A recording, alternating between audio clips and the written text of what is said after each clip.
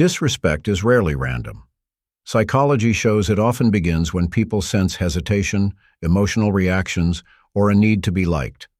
There is one behavior change that instantly shifts how others treat you, and once you use it, people either respect you or remove themselves. 1. Stop explaining your decisions. When you explain yourself too much, people hear uncertainty, not clarity.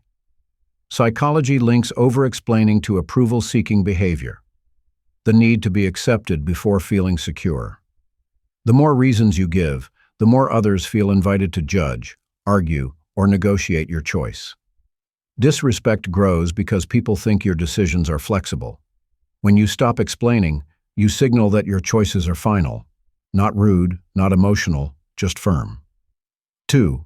Replace emotional responses with calm statements. Disrespect thrives on emotional reactions. When someone pushes your buttons and you react with anger, frustration, or anxiety, they learn they have control over you. Psychology shows that calm, controlled responses raise perceived authority. Simple, steady sentences like, "That's not acceptable," "I won't continue this conversation," or "That doesn't work for me," create psychological distance, and distance creates respect. 3. Set a boundary. Once, then stay silent. Most people ruin their boundaries by explaining them again and again. A real boundary is not a discussion, it's a decision. When you say something and then stop talking, the silence creates pressure, not on you, but on them. Psychologically, silence signals confidence and emotional control. People stop testing when they realize there is nothing to argue with. 4. Remove access. Instead of arguing, highly respected people don't chase fairness, they adjust access.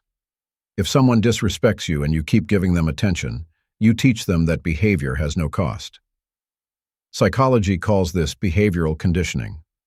When access is reduced, less conversation, less availability, less emotional energy, the disrespect either stops or the person disappears. Both outcomes protect your self-respect. 5. Act the same, even when it feels uncomfortable. The hardest part is consistency. People often respect you in public but test you in private, or respect you once and then try again later. The moment you break your own boundary, the old dynamic returns. Psychology shows respect comes from predictability. When your response stays the same every time, people stop trying. You don't stop disrespect by demanding respect. You stop it by changing how much access people get to you. Say less. Mean more. Stand still. That shift alone changes everything. Question: which part of this is hardest for you? Staying silent or removing access?